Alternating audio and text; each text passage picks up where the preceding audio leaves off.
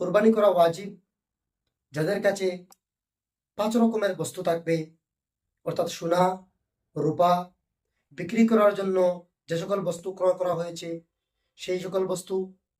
তারপর চতুর্থ নম্বর হলো নগদ পয়সা।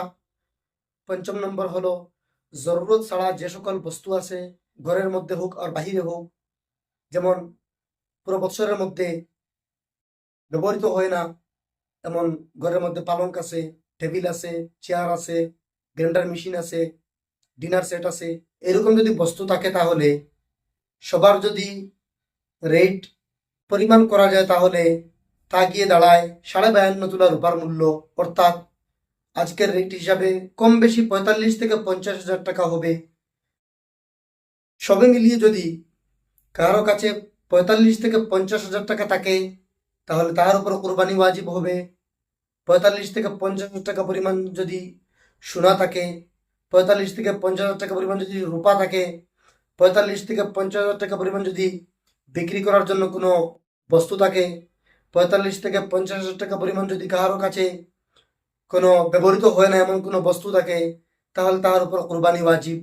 এই কোরবানির প্রচলন হযরতে আদম আলাইহিস সালাম থেকে চলে আসছে। তার প্রথা ছিল ভিন্ন ভিন্ন। আজকের যে প্রথা সেটা হলো হযরত ইব্রাহিম আলাইহিস সালাম থেকে নিয়ে আজ যে উম্মত মুহাম্মদী যে কোরবানি দিয়ে যাচ্ছেন সেটি হলো হযরত ইব্রাহিম আলাইহিস সালামের সুন্নত। হুজুর আকরাম সাল্লাল্লাহু আলাইহি সাল্লামকে আল্লাহ তাবারক ওয়া তাআলা নির্দেশ দিয়েছেন ফাসাল্লি লিরাব্বিকা ওয়ানহার। আয়াত দ্বারা বোঝা যায় যে হুজুর আকরাম সাল্লাল্লাহু আলাইহি সাল্লামকে আল্লাহ তাআলা নির্দেশ করেছেন কুরবানির জন্য। একবার হুজুর আকরাম সাল্লাল্লাহু আলাইহি সাল্লামের এক সাহাবা যায়েদ ইবনে আরকাম রাদিয়াল্লাহু তাআলা আনহু বর্ণনা করেন যে কয়েকজন সাহাবা মিলে হুজুর আকরাম সাল্লাল্লাহু আলাইহি সাল্লামকে বলেছিলেন যে কুরবানি কি? তখন হুজুর আকরাম সাল্লাল্লাহু আলাইহি সাল্লাম বর্ণনা করেছেন যে কুরবানি হলো তোমাদের পিতা হযরত ইব্রাহিম আলাইহিস সালামের সুন্নত।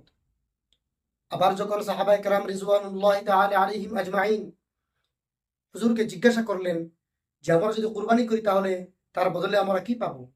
তখন হুজুর সাল্লাল্লাহু আলাইহি সাল্লাম বলেছিলেন যে যে পশু কুরবানি করা হবে সেই পশু প্রত্যেকটি লোমের পরিবর্তে একটি সওয়াব তোমার নামায় আমালে লেখা হবে। সুবহানাল্লাহ।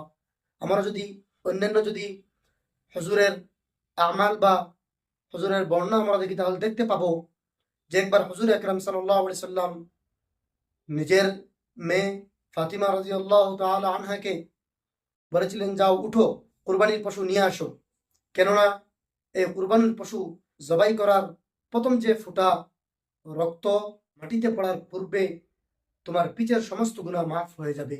জিজ্ঞাসা করেছিলেন ইয়া রাসূলুল্লাহ, এই খুসুসিয়াত কি শুধুমাত্র আমাদের জন্য?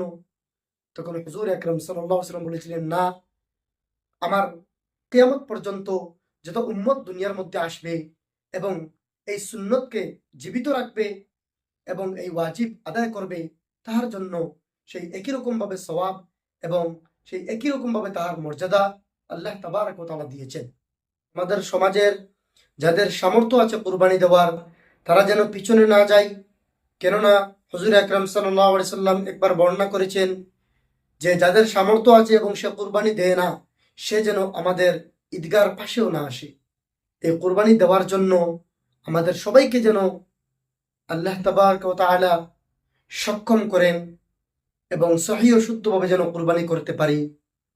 ওয়া মা আলাইনা ইল্লাল বালাগ।